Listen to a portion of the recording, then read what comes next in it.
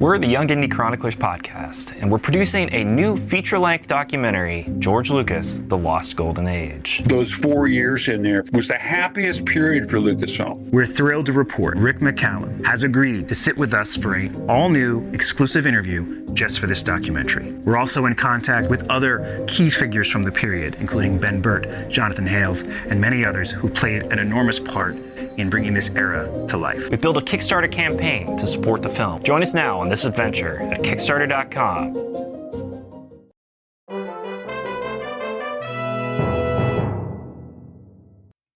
Hello there. Welcome to Force Ghost Conversations.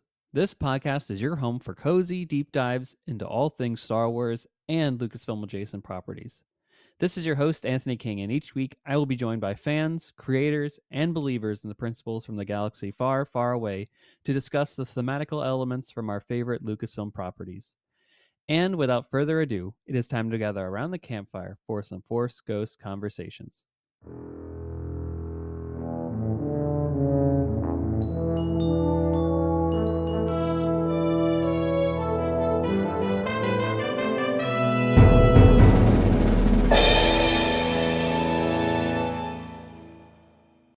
Hey everybody, welcome back to Force Ghost Conversations, your home for cozy deep dive discussions into all things Star Wars and Lucasfilm adjacent properties. And we have a fun episode for you here this week where Greg McLaughlin from the Rebel Base Card and I, your host Anthony King, discuss the new Super Bowl spot. I think that's the best phrasing for it here. Super Bowl spot for the Mandalorian and Grogu film that is coming out. We got some thoughts on it. We processed it a little bit. And ultimately, I think we have a reasonable and informed discussion about it. So I look forward to you listening to that, of course, on the other side of this segment here, which is our Cloud City Gossip, where we talk about the news and the happenings that have taken place in Lucasfilm and Star Wars adjacent galaxies over the past week here. And first and foremost, there is that Mandalorian and Grogu kind of big game spot, if you will. So we'll talk about that in greater detail, but acknowledging that it was a piece of news. Additionally, there was in New York City this past week the Toy Fair at the major convention center there, where some of the first merchandise for the Mandalorian and Grogu film has been unveiled. And you can go check that out on StarWars.com right now to get some behind-the-scenes details about those products and also what you can expect to be on your shelves soon at likely your local Target or Walmart or wherever you get your toys from. And last, did want to acknowledge that there was a kind of short gameplay trailer for the upcoming video game Star Wars Galactic Racer, which is going to kind of be a racing-based game, kind of similar to Star Wars Pod Racer back in the day, or Star Wars Racer, I should just say. And it looks great. A return of Ben Quadraneros, right? The Return of the King, as some might say. And it looks like it'll be a fun game. A lot of different environments and places by which to race, and different vehicles, of course, too, by which to have, I assume, multiplayer, single player, and co-op experiences. But you never know these days with video games. So more details on that. They did say 2026 release date. So as we're currently in February right now, that could be any time between now and December. So that's a big open window there for potentially when that could drop there. So we'll be on the lookout for more details as that does come about here. I also have one last bit of news before we get into things here. We did get one new patron on our Patreon. So, of course, go to patreon.com/Force Ghost Conversation. A link is in the episode description as well. If you want to support the show, and for as little as $1 a month, you can get access to a ton of different Force Ghost Conversations goodies. And we have a new member joining at the Lothcat level. We have Daniel Noah. You may know from the Young Indie Chroniclers podcast and has been a guest on the show already and will be a guest on the show in the future because of his patronship again. So he's joined the Patreon, and this is official shout out and thank you for being a patron supporter. We really appreciate it. First off, big fan of the work that you already do over at the Young Indie Chroniclers, and it's a thrill that you're here, part of the Force Ghost Conversations community, to also engage in these high-level conversations and discussions that we do here. So thank you for your support. And folks, again, if you want to have your name read aloud or get access to submitting questions on the show or to be a guest, and or maybe even an extra episode of Force Ghost Conversations a month, you can do so on patreon.com and just search for Force Ghost Conversations. Also, there's a link in this episode description here too, so you can go check that out and then go support us at whatever tier that you feel most inclined to do so. We also, if you want to support the show in other ways, we have a TeePublic store where you can get Force Ghost Conversations merchandise, such as hoodies, t-shirts, blankets, what have you. And we are available on most social media platforms: X, Instagram, YouTube, TikTok, Threads, Blue Sky. Just search for Forest Ghost Conversations. We'll be there in some capacity. And of course, all these links, again, are in the episode description. So you don't have to go too far away from listening to this episode right now in order to find this information here. I digress, though. That is all that I have for the Cloud City Gossip segment. Let's get into our main topic discussion with Greg McLaughlin from Rebel Base Card about this Super Bowl spot for the Mandalorian and Grogu. Stay tuned.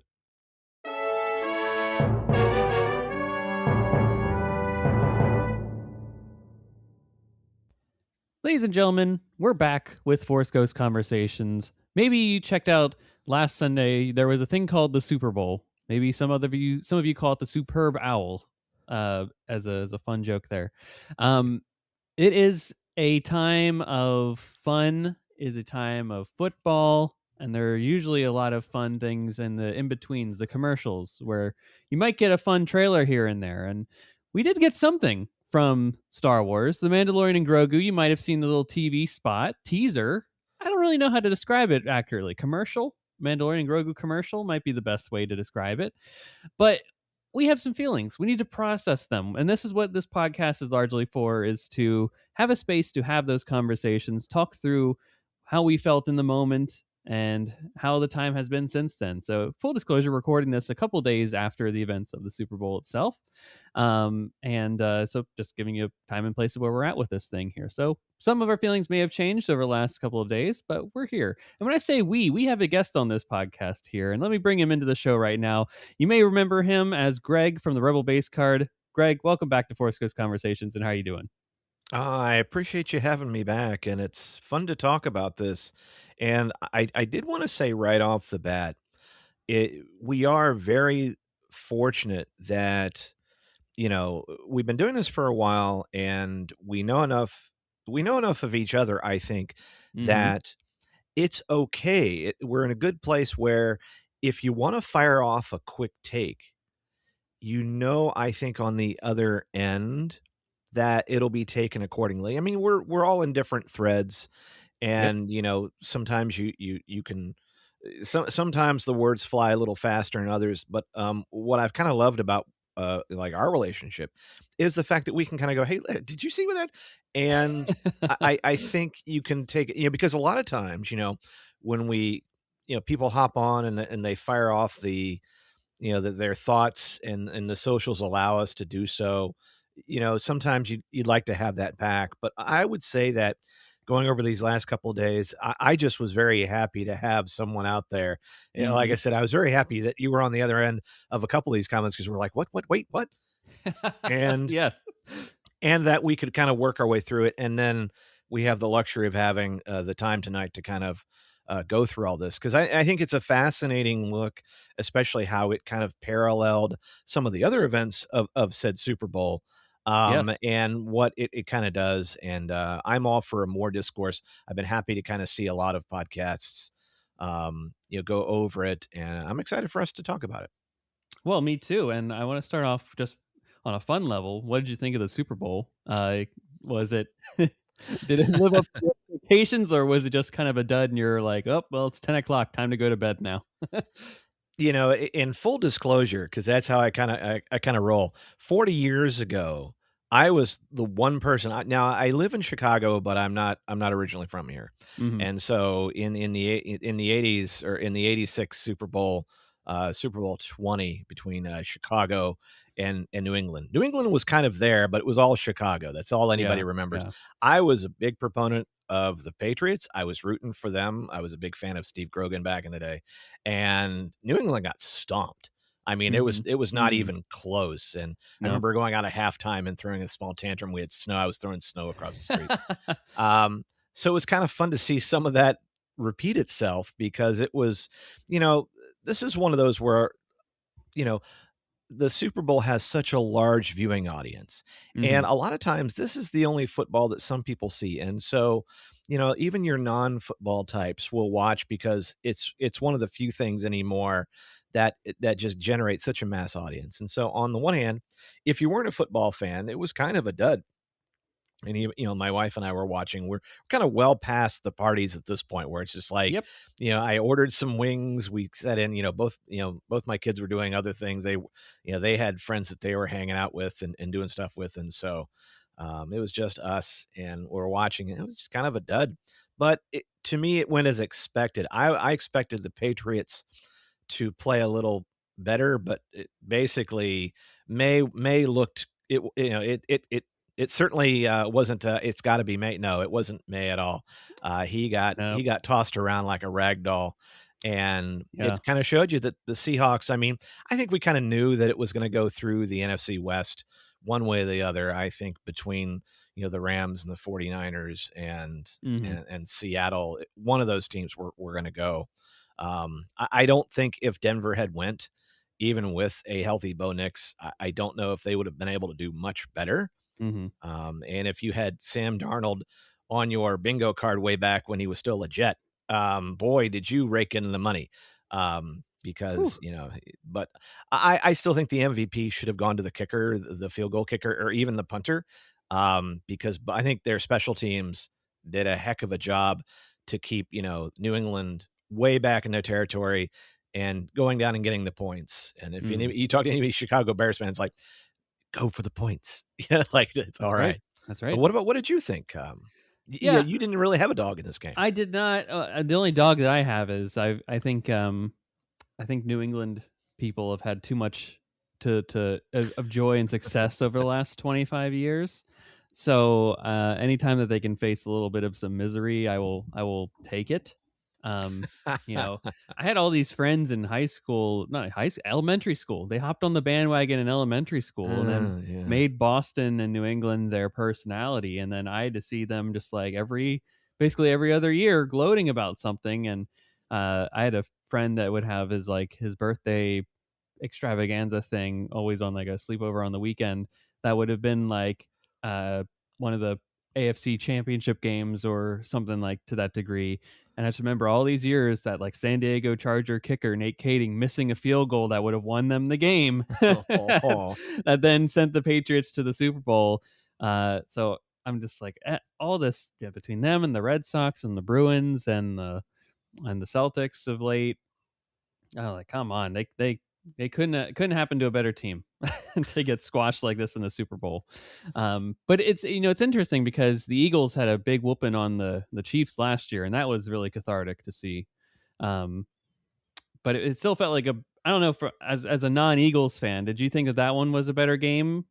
Even though it was, what 33-0 at one point.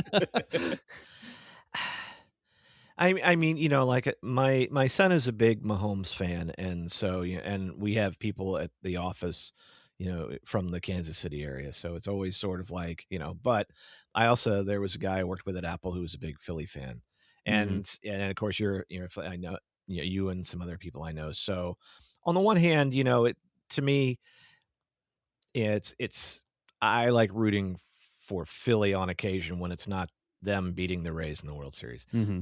But because it's you think of like I think of like Dick Vermeil and the Eagles Yeah, and the yeah. Raiders in that Super Bowl. I'm trying to now remember which one it was. Was it It was like 9 or 1980, so something? I can't tell you Yeah, which it was one a that long, specifically long that time was. ago. Yeah.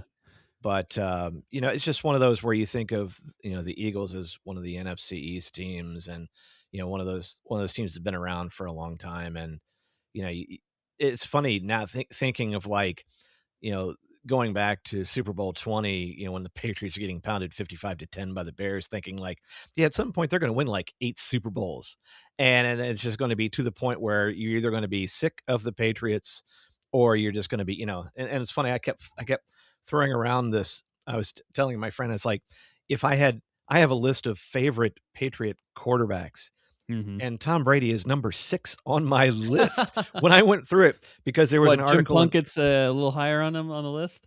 Jim Plunkett is number 4, by the way, on my list, because there was an article in Sports Collectors Daily. We're going way off on a tangent, but hey, it's this kind of a.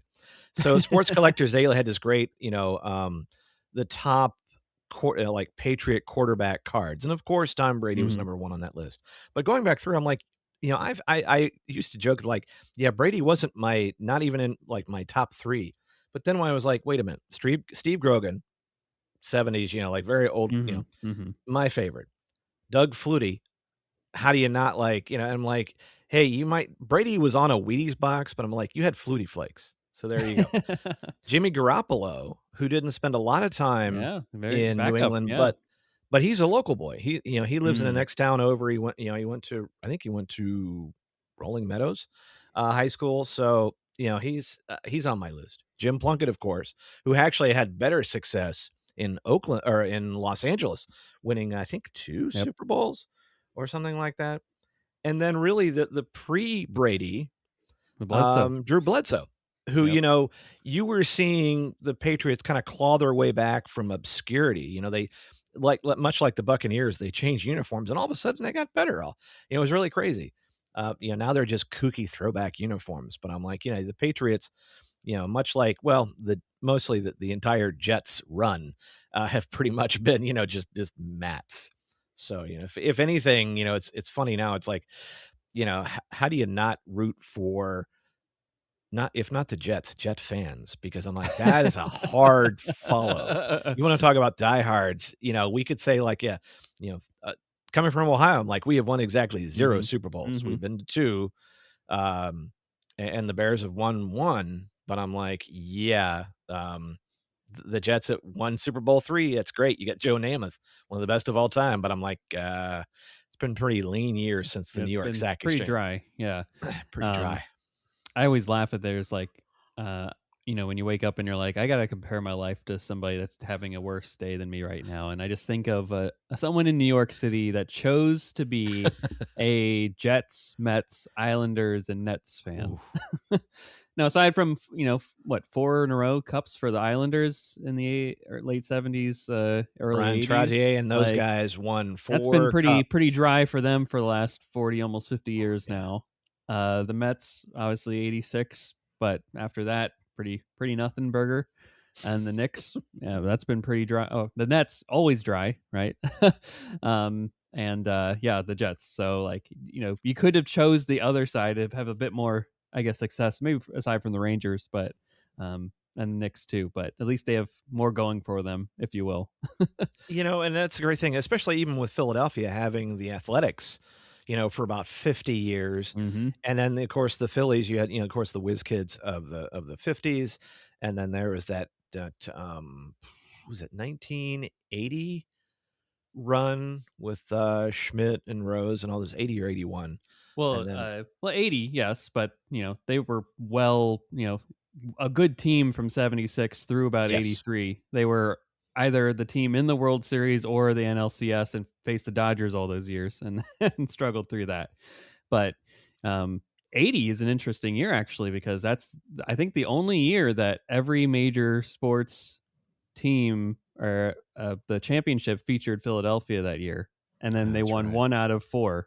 So we're talking about the Flyers. It's nice to even get there, right? So enough sports talk.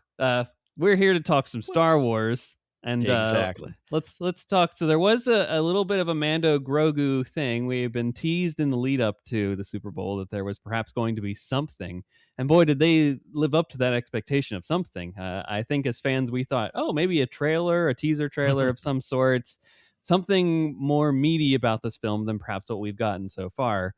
Only to get what one might describe as a spoof commercial, taking the initiative of what classically may be known as the Clydesdale commercial from the Budweiser Corporation, and instead making it be a group of tauntauns, presumably on Hoth or some cold planet, full of snow, like most of the United States is right now, and Grogu and Din Djarin at the helm, and that was it. Maybe what, 15-20 seconds of a whole trailer? It was a 30-second spot. And for the frame of reference, Budweiser, and as someone who worked in cable TV back, in the 90s and early 2000s, where Budweiser has always been a huge sponsor, Mm-hmm. and even in the Pacific where I worked, the Budweiser and the Bud Light spots for the Super Bowl were a big deal and were handled very carefully, and you didn't get them until almost the last moment. They would FedEx them over, and Wow. it was one of those things where it's like they didn't want them seen or put out until it was, and so and Mm. wherever you are, Budweiser is generally a big account, and so their ads, have been going back decades, fun, and and then they've been leaning on the nostalgia, and when you see when you hear Sam Elliott, and when you That's right, see Sam sort Elliott of too. like the snow and these hooves and things, it was definitely something that I didn't really catch early on, but finding out later that Jon Favreau directed Mm-hmm. this, Mm-hmm. you know, and even let's go back further. Now, like what last year, everybody got to see see sort of the captured footage from Celebration of the footage that it would go into the Mandalorian and Grogu trailer. Yep. And then I think they played some of it during the Avatar films, right? I think they Um, played a slightly different version, yeah, of right. the trailer. And we've seen the cardboard cutouts in movie theaters, and, but I think you hit on something where it's like we kind of expected a trailer. I don't think anyone ever said there was going to be a trailer. No. What I But that was something that we were kind of waiting to see, and then when you saw this, I think you and I both did sort of a double take going, "What just happened? What did we see?" And I don't Yeah. think the Is that first time it? yeah, I didn't really process any of the words. You're just like you did hear the music kinda come in, and you get the Mhm. Mandalorian music, and they hand the reins, they're in this little sleigh, and the Mando is just kinda like a stagecoach or whatever, and he just kinda hands the reins to Grogu, and Grogu kind of is just cute Grogu. And Mhm. then, then there's the movie announcement, and then all of a sudden you go back there, and much like a lot of Super Bowl commercials, you go, "What did I just see?" And then Yep. Yeah. that's when I picked up my phone, and we're back and forth going, "What?" But I mean, did you kind of like during the whole thing, did you kind of realize what you were seeing? I think about halfway through, once like I think when the reins shifted of Right. when Grogu uses the Force to take the reins away from Din Djarin, I'm like, oh, this is a Star Wars thing. um, Little did I know that it would only be maybe 10 more seconds longer, and then say the Mandalorian Grogu in theaters in IMAX, see it in IMAX on May 22nd or whenever, May 25th, whatever the actual date is.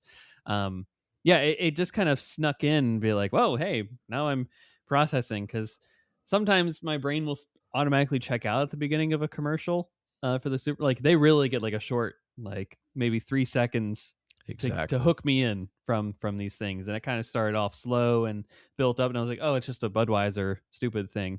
I've seen 1,000 of these over the last couple of years of my life, and now I'm like, all right, it's another one. They do it every Super Bowl. I'll see it for hopefully many more Super Bowls for the rest of my life, and this is just one of many. And then it turned out to just be a Star Wars spoof on it, which is a part of the Star Wars brand to some degree, right? They've done the Star Wars Robot Chicken specials, the Family Guy things, the um the aforementioned failure of Star Wars Detours, but making fun of itself is a part of Star Wars, whether we like it or Right. not.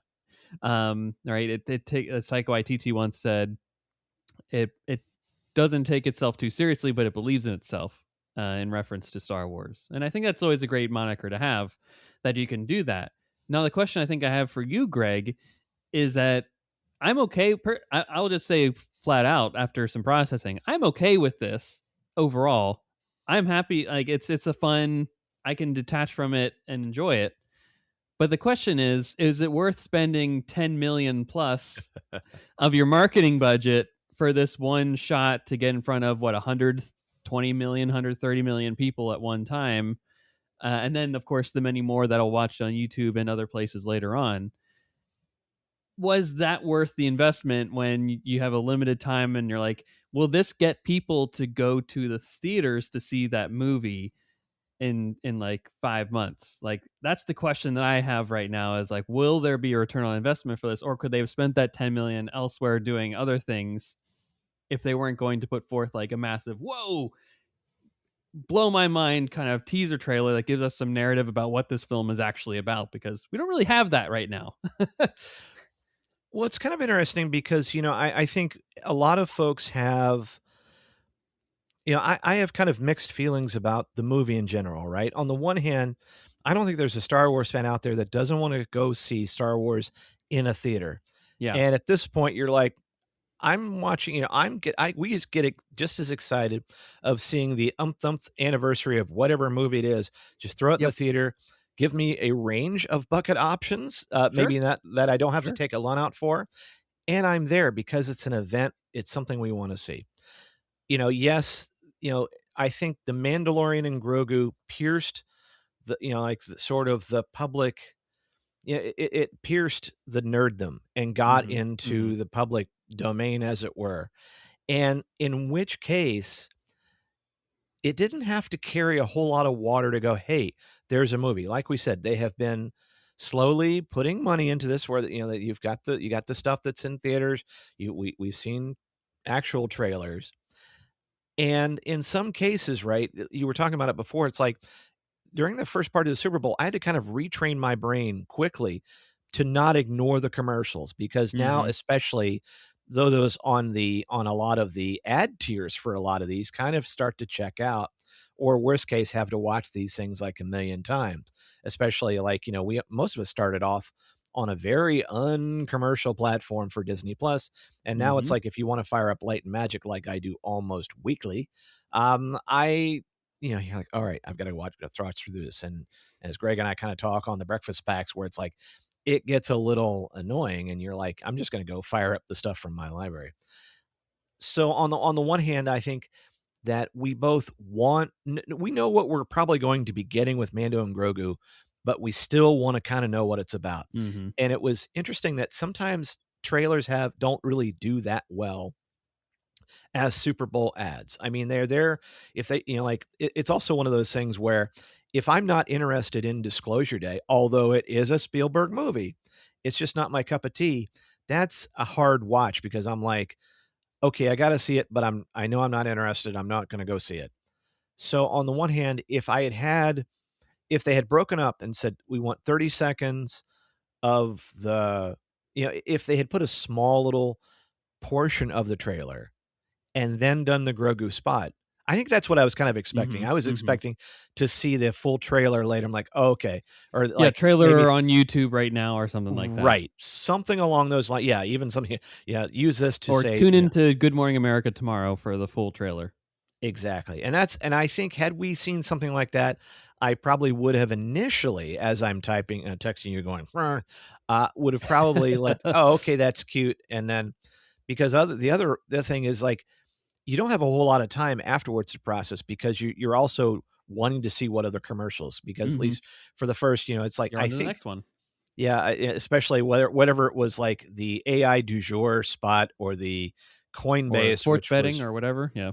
oh my gosh, the Coinbase one, or the one that was just like the words on the screen. I'm like, this is the worst spot ever. And I've seen my share of just spots. the karaoke video. I don't remember what Ben Stiller was advertising, but I remember it. Oh, that was funny. Instacart. Yeah. Had no idea, but I was like, so those are the kind of things where you're kind of taken away. Either you remember the whole spot or you remember how dumb it was, but it's sort of one of those where it's like, I think if we had seen a part 2 or something that said, hey, go watch the full trailer now, I think we would be having a much different conversation. However, it didn't have to do that. At the end of the day, the spot just had to let people know in a funny way. And it was like, and if you've seen more than one Super Bowl, you've seen this spot. And I'm like, it is clever. It was, it left me a little unsatisfied, but I don't know. I think as a much longer conversation, I wouldn't mind returning to this before we get to the movie, Anthony, is Mm-hmm. how am I resetting my own expectations? And much like the halftime show, hey, there's a lot of stuff out there I may not understand, or I may come in with more baggage than I need to, but maybe in order to maximize my enjoyment, I need to kind of step back and go, step back from the phone and go, oh yeah, all right, because I want to see this movie, Mm-hmm. but I don't know what I want to see, what it's going to be. Am I going to like it? And it's you have to go through all these emotions, and living in the world we do, I think that we're just all on edge, and I think that may be Yeah. feeding into this. I agree. I agree. And I think the unspoken part that we're concerned about the money of this movie. We're concerned Yeah. about the success of it because we want the return of Star Wars to the big screen to be a box office success. Star Wars perennially has been a box office success aside from Solo, but there's a lot of reasons for why Solo was not the box office success, and that's a whole other conversation for this, but Star Wars has not been in the theaters in the sense of a new Star Wars film since 2019's Rise of Skywalker. And now it's back in the May spot again. And I've just seen the reports out today. It's somewhere around a $160 million production budget for this. And that probably It's means not it's bad. probably roughly the same as a probably 160 marketing budget for this thing too. So you're looking at roughly somewhere around 325 for a total production marketing budget for this thing. So times that by 2, you're looking at roughly 650 it needs to hit in order to break Oof. even for this thing, which is lower than other blockbuster films, right? A lot of them need to hit over 800 in order to be hit a dime of profitability. But so this kind in an already busy summer season, this kind of is already facing an uphill battle, and it has this thing of, all right, well, is there an appetite for Star Wars in the cinema again for a larger audience than just diehard Star Wars fans that have podcasts and people that listen to Star Wars podcasts? And then two, is this story enough for people to say, wow, it looks good enough to like it should be seen on the big screen in an IMAX theater, because I typically watch these guys on my phone or my iPad, my computer, or my TV at home. And two, should I go see this before in a IMAX theater and pay good money for it when I already have a Disney Plus subscription, knowing full well that in probably 45 to 50 days I can see this from the comfort of my home with the paid subscription that I have for $10 a month that has ads included, and I'll just watch. I don't know what kind of ads are they showing for the most part in between those commercials. You can enlighten me on that one, but those are the uphill battles that this is already facing, and I can already see the comments online of people being like, "Well, this just looks like a TV show. They just said let's throw it in the theaters and make money off of this thing," and I'm like, I don't know if that's necessarily true, but um, and that's why I'm curious about wanting to see more of the narrative side of things, and like I don't know if this is enough of a spot to get people to say, "Yep, that's the haha. I remember those guys on that TV show on my Disney Plus that I canceled for some reason because I have too many streaming platforms now." Um, I'm going to go see this new installment of them in the theaters with featuring Sigourney Weaver, right? Like, I don't know. And these are the bigger questions that it has. And I think that's where a lot of my concern, at least, and I think just, reading your concerns as well, there's also a money component to this, that we want this to be successful because then Starfighter's around the corner. And if Star Wars is successful, then we get more Star Wars in the theater. And that's what we really want. Tron Ares has proven beyond a Yes. shadow of a doubt, if you don't make enough money, they don't make any more. And it's Right like, back in the vault it goes. oh, that hurts so much. I'm telling you. That's why it's like, I've been putting off getting my my digital copy of Tron Ares, because I know that's going to be the last money I'm If spending you on buy Tron all the ever copies again. of 4K, Greg, That's true. You can will it back into existence. Will there be another Tron before I die? I don't know. But yeah, and it's interesting because Starfighter then, gets affected by this through no fault of its own. And you also wonder, it's like, as Star Wars fans, we're that Charlie meme from It's Always Sunny going back to Philly, Yep, where exactly. we're trying to connect the dots going, you know, they've said straight up that Starfighter doesn't tie into anything. I mean, we know where it is in the timeline. It doesn't Yeah, tie into so anything. kind of a soft reboot of sorts. It's just on its own, and then hopefully it works so it can connect some dots for us, and we could have a new fun initiative.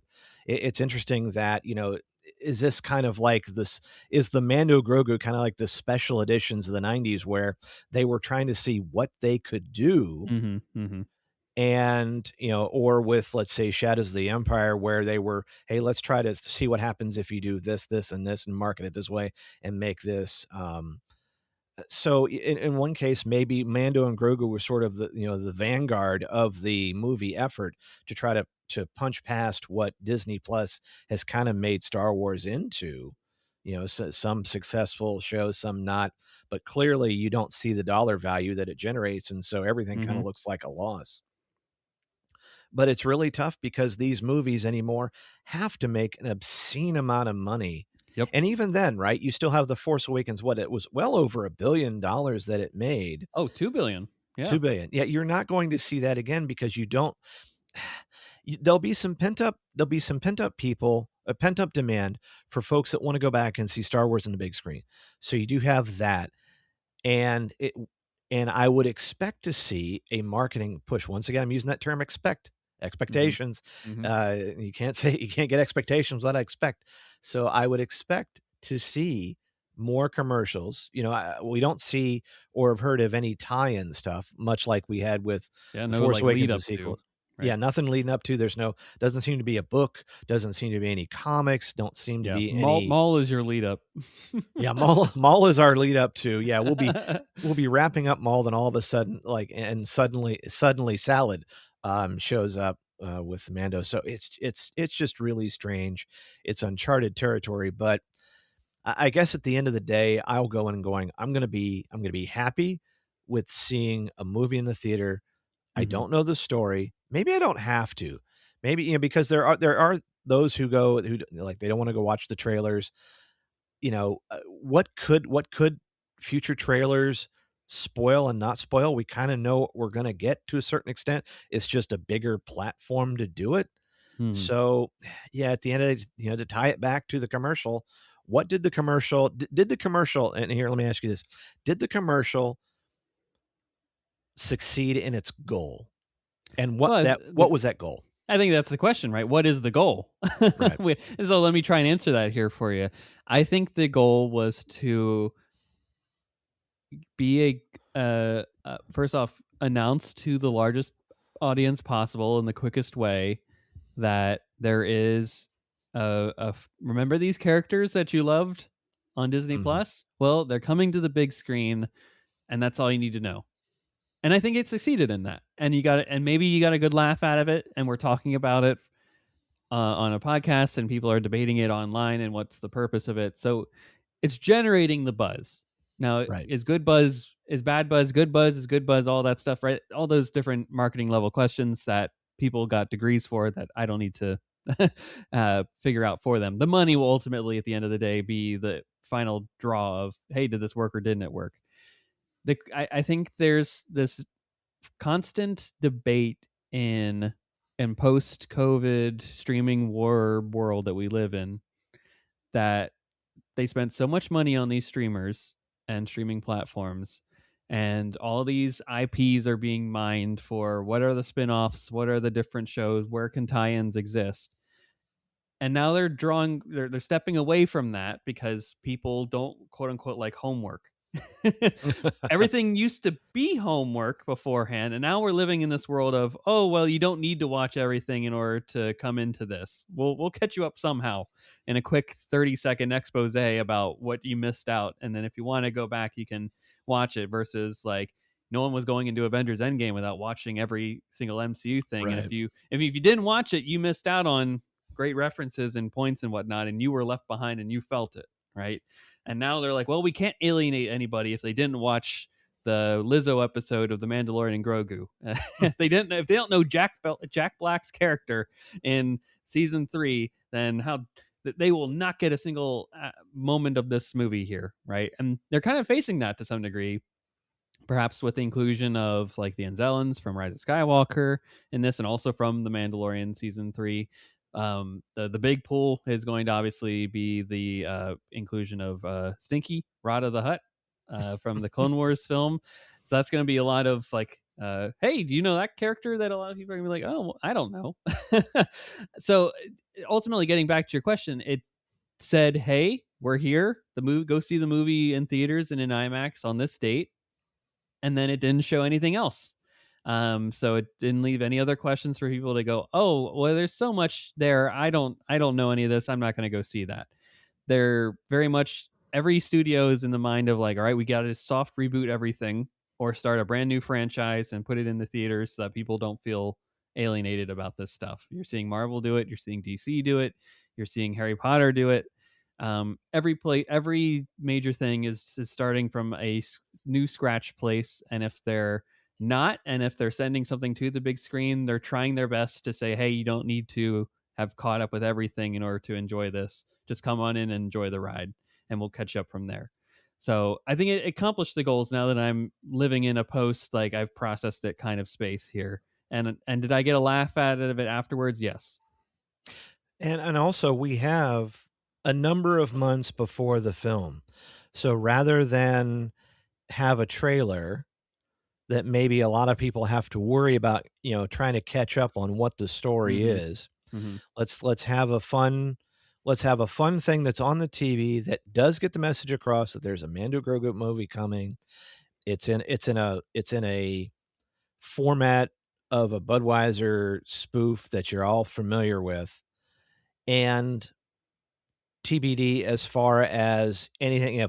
If we feel you can throw you want to learn more, then that might come later on, and maybe in a I keep thinking it's a January Super Bowl, it's February. That in a few months as we get into Easter, and post Easter, as you start to get into the spring, okay, let's revisit this. We're probably gonna have a pre-Mando, Yeah. and then just kind of then isolate. It'll be very interesting if there isn't another trailer dropped. And Well, I think there's going to have to be, right? And the question is when, right? Because if this is the biggest amount of eyes on it possible, right? This is just the next one's going to be not a part of an event because there's no celebration, there's no D23, there's no major realistic, convention-wise place to put it. There's no massive Right. sporting event that theoretically would tie into a lot of eyes seeing it at once so they could like publicize it with. So it sounds like, and Disney's not opposed to doing this kind of thing, next shareholder call, right? Then we drop it with that, and then that's when it gets released to the world online, in conjunction with that. And they can say, hey, look, we're doing this, and here's our narrative trailer, so that people get a sense of where we're going with this story here. Because otherwise, we're just kind of thinking through, okay, it's just the Mandalorian and Grogu going around and fighting remnants of the Empire out there in space, and Zeb's in it, and Sigourney Weaver's somehow in this thing, and he's collecting bounties, and we're going to see a gladiator match with Rod of the Hutt, and there's this AT-AT sequence on a mountain. Exactly. And yeah, it's almost like you might see almost a little bit of a retconning of, or a condensed version of what the Mando has done so far, or to kind of get people up to speed. And they don't really necessarily have to do a whole heck of a lot of, to kind of move it along, and then it goes right into that. And so, yeah, I think it's just about, I think on the one hand, it's interesting. I think it has to carry a lot of water, and maybe it's not its fault. Yeah. And, we, as Star Wars fans, let's just go see it. Let's take this for what it is. And, we've got, and then, we're probably going to be so fat on Maul that we're going to be, oh yeah, that's right. So Maul's definitely going to be bringing the mood up, because we're going to get a lot of canon and good nerdiness with that. in the meantime, I think it'd be interesting if there was nothing between now and Mandu Grogu except Mandu Yeah. Grogu. So yeah, we'll live in high on the mall pretty soon anyway. Well, that's the hope, and we just got a few weeks to go until April with that. And one last point on the Mando Grogu thing is that it was interesting trend. I don't know if you caught this too, that during the actual Super Bowl itself, there really wasn't a whole lot of narrative Super Bowl teaser trailers from the film studios. They were built into, like, I think Minions was very much a quick 10-second thing as well, similar to Mandalorian and Grogu. And the only one I can other recall was Toy Story 5 kind of being tied into a Levi's commercial too. That's right. So like the disclosure day was technically before the Super Bowl even started, so it wasn't, I assume, the same cost as being like the advertising of being within one of the TV timeouts for the Super Bowl. And then there was the Cliff Booth, the old time Hollywood Tarantino sequel, David Fincher thing on that's Netflix right. that was theoretically the only one that got within the Super Bowl itself some sort of a narrative. Hey, this is happening. Here's what the story's a little bit about, kind of deal. So, in hindsight, it was really on par somehow, without talking to the other studios, really, with what the marketing scheme was for these types of things. And maybe it's because they're like, hey, the movie comes out in 5 to 6 months. Why would we tell people what it's going to be about when they're going to forget it if they're just a casual fan and just like, hey, just gets told this is going to happen. Right, especially if, for the most part, your recollection of, we're only getting bits and pieces. I remember part of that trailer, but then again, yeah, we weren't glued to the sets the entire 3 or 4 hours, and it was just as easy. You could have had a very large audience just as easily either miss it. It was there going back to the chip dip or going back to the bathroom, or Yeah. hey, check your Super Bowl square because dang, it seems like 0 keeps popping up on it. Full disclosure, yeah, I did not bet on any of that, and I'm glad I did because it would have, unless I would have been randomly given a good square, I would not Yeah. have. Yeah. But yeah, so in which case, you're right. There wasn't. I think in this case, it maybe the trailers aren't necessarily the best thing that a serious trailer that you have to really pay attention to, that you spend a lot of money when you're just looking for cleverness. Like I said, I don't know was it the Chris Hemsworth? What was he doing? Oh, he was afraid of Alexa. Right. And I have to say, like, I thought that was a great spot. And once again, I didn't quite remember what it was. Just kind of funny where it was just like, because he was selling it. And so there's another Disney type tie-in that isn't. But yeah, so at the end of the day, they tried something new. This is kind of something new. We're into new territory. And so maybe it's time to kind of cast off some of our older shackles and let's embrace the new, whatever this is. No, I do have I think a closing question for you here, which is another thing that's in hindsight, right? Because they don't know about this before the game or anything like that. But there's two ways to look at this here: is that will it be too, because we can both agree, I think, that the game was somewhat forgettable and will not be remembered as like, oh, it's an all-time great Super Bowl. Absolutely not. What one that we constantly see highlights for, and like it's talked about in the sports circles for years to come about being legendary, etc. Because it's not tied into that, do you think that plays into its benefit that, hey, if it's just a fun little trailer, we'll just forget about it, and so be it, we'll move on, no big deal, it got eyes in front of people about Mandalorian and Grogu, overall forgettable. I mean, no other commercial really has taken this for a good reason, right? I think there's a lot of bad reasons that people are talking about the commercials of the Super Bowl for a variety of reasons, but overall it was not the worst of the worst in terms of what it presented, and it by far was, this didn't have dire consequences for society like some of these other ones did. So maybe that'll work to its benefit perhaps, and I'm curious if you have any thoughts on that. But then there's the other side of the coin that I want to pose to it, because the Super Bowl was lackluster and a lot of the commercials were dragging and lacking of substance and quality and the human element, I would argue. If they had maybe come in with awesome, like, here's some really cool shots from the movie, bop, bop, bop, bop, it could have blown everyone away and stolen the night potentially. What do you think about those alternatives? Oh yeah, and I'm really happy that I don't have to make those kind of decisions because I think you'll lose either way. I think you're right.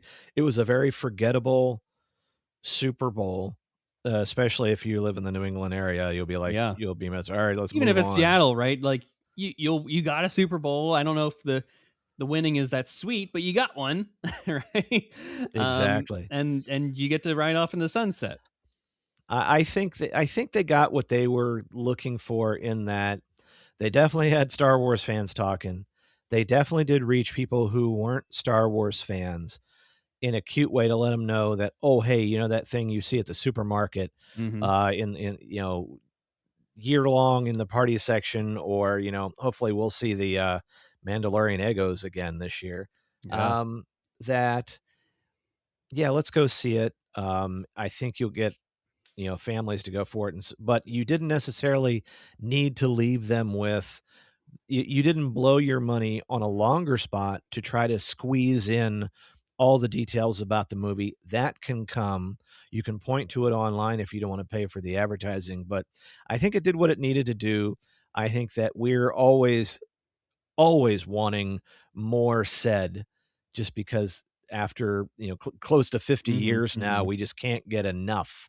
No, we And can't. so I don't know if we'll ever be sated as far as that's concerned, but I think it should maybe be a call out to say, hey, why don't you kind of do a little reset and let's have some fun with this, because if nothing else, we're going to celebrate the fact that Star Wars is coming back to theaters with new content that we haven't seen yet. It looks, from what we've seen so far, it's going to look great. It's not going to require maybe you to have Mhm. a wealth of knowledge Yeah, in the you don't need a canon. PhD in Star Wars. You don't need it, and you just need the money to pay for the bucket, man, because it's not going to be Whew. cheap. Pay for that IMAX seat or that RPX or Mhm. 4DX if you really want to be tossed around in your seat for 2 hours. Lord willing. Oh, Maybe I'll bring back my R2, my AMC R2D2, and actually put popcorn in the popcorn part of the bucket. that's right. That's right. You can always do that too. Well, Greg, thank you so much for hopping on here and for processing some of these thoughts and emotions that we have afterwards here. And I think we're both at a good spot with this thing here. We're Yes. excited for Star Wars. We're not yelling at clouds anymore. Um, yeah, we're just ready to get into Mando and Grogu season. But first, we got to get through Maul. Like I said, oh, we got to get through Maul. Oh, we get to experience Maul Shadow Lord, and then we'll be on the other side of Mandalorian and Grogu in June and be like, well, I wish we had week to week Maul rather than two at once. We could have had ostensibly what 10 weeks of Maul. Oh God. Instead we get 5. So it is what it is, and then we'll probably get, I think, that Visions series on the other end of the summer and the fall. And a Tails somewhere, And maybe. yeah, and a Tails probably. Well, hopefully they don't May 4th it up with another Tails with Oh, let's Maul not ending do at the that. same time too, and Mandalorian and Grogu probably getting a teaser then as well. That makes sense, right? It won't be a big trailer, but it'll be like a TV spot or something like that. Yeah, it Um, makes sense. but yeah, lots coming down the pipeline for Star Wars, and that's just the live action sense of things here. Maybe May 4th could be a good time for a Starfighter little tease. Oh, A that'd be year fun. out, basically from that. That's the right time to get things rolling, because then you can show it in front of Mandalorian and Grogu and get people excited for it. That just tracks. That sounds right. That tracks. I like it. I like it. Yeah, yeah. Any other thoughts before we head out here, Greg? No, just was excited to see all the great content that came down from Star Wars Podcast Day, including Yes, yours. yes. It It's was a great still in one. my queue. I will have listened to it by the time this thing dropped. So I'm excited to listen to it. And Daz Davies and I had a whole hmm lot of fun on the episode. And Fantha Tracks, I think, released everything. Yep. Everything on that day. I think they did 7 shows.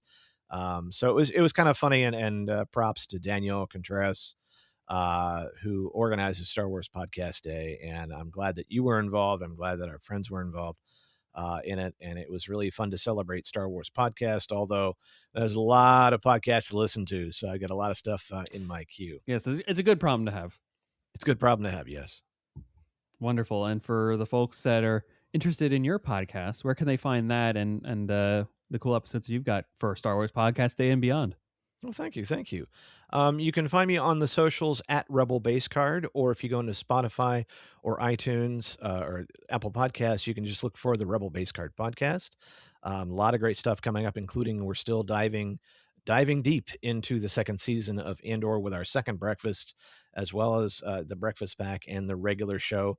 Tops Hobby Rip Night is coming up on February 21st. That's on a Saturday. So if you've got a local card store in your area, the Series 1 flagship baseball is actually coming out as pretty much by the time this will have dropped, it already is out. And so you can find all your, you can find a great start, really. I mean, there's been cards going all year long, but Yeah. it's really fun and a lot of stuff happening in the Star Wars Card Trader app as well. So very exciting stuff. Awesome. Amazing stuff there, Greg. And folks, thank you for listening to this. I hope you go check out the Mandalorian and Grogu teaser spot, Super Bowl, big game spot, whatever they want to call it. They've called so many things over the years. Go check it out. It's available on YouTube right now or all the social media platforms for Star Wars if you want to get nitty gritty with it. And probably stay away from the comment section. This is probably your best place to have a nice common sense discussion about this thing. A reasonable discussion, if you will. Civilized conversation, to quote our friends over at Reactions, versus what the terrors of what those comment sections are probably like. So, steer clear of that, I would say. But otherwise, go enjoy it, have fun, have a laugh, and get ready for Mando season because it's just around the corner here. And we'll be back next week with a brand new episode in your podcast feeds. And until then, may the Force be with you. Take care.